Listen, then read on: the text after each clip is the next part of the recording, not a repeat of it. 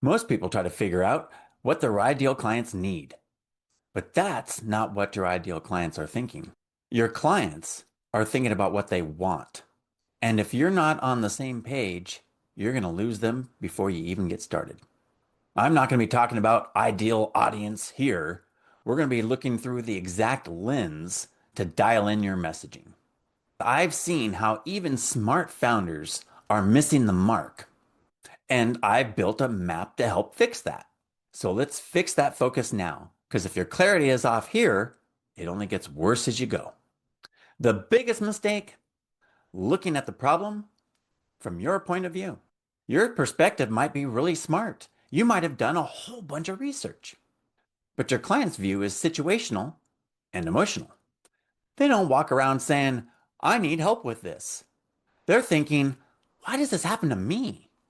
Even when someone thinks they're aligned with their client, they're really just seeing their client's situation through their own eyes. To reach them so that they receive our message, we need to see things through their eyes. But how do we figure out what they're really thinking? A lot of people try and talk about too many pain points, too many topics all at once, and therefore it misses its mark. Instead of trying to cover a multitude of pain points, focus in on just one. When your messaging sticks to one topic, it hits harder and creates more impact than if you're trying to spread across a whole bunch of different pain points or topics.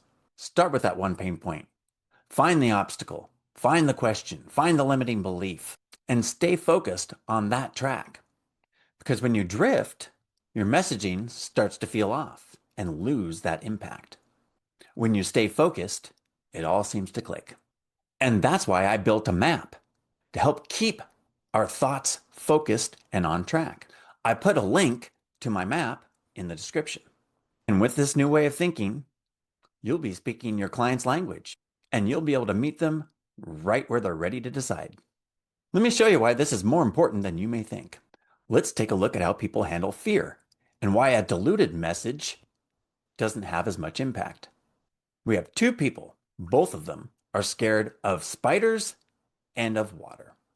But the one is scared more of water than spiders, and the other is scared of spiders more than the water. Same fears, but one would rather jump in the water, and the other would rather cross a bridge full of spiders. And so what's the point with this? Well, we have the same pain points, and yet completely different decisions. Let's say you have an online course about marketing, and some of your clients are afraid of wasting money on ads, while other clients are afraid of being on video and in front of people. You can't treat those fears the same. They'll make different choices, even with the same goal. And this is the power of narrowing our focus.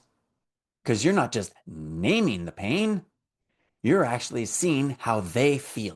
And when you speak from their angle, people are going to trust you more. So how do we apply this? Once you decide on a main point, you need to figure out what the pain and the obstacle and the question that revolve around that point is. That way, everything comes from the same place. When everything connects, it feels like you're reading your client's mind.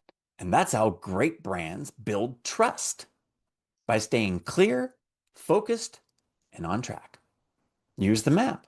When you start to drift, use it to stay on track. And if you're in a crowded industry, the next thing you're going to want to do is stand out. Most people try to stand out by going bigger, faster, and louder. But that's why they ultimately just blend right in. Click the video on the screen and I'll show you a surefire way to stand out in the crowd.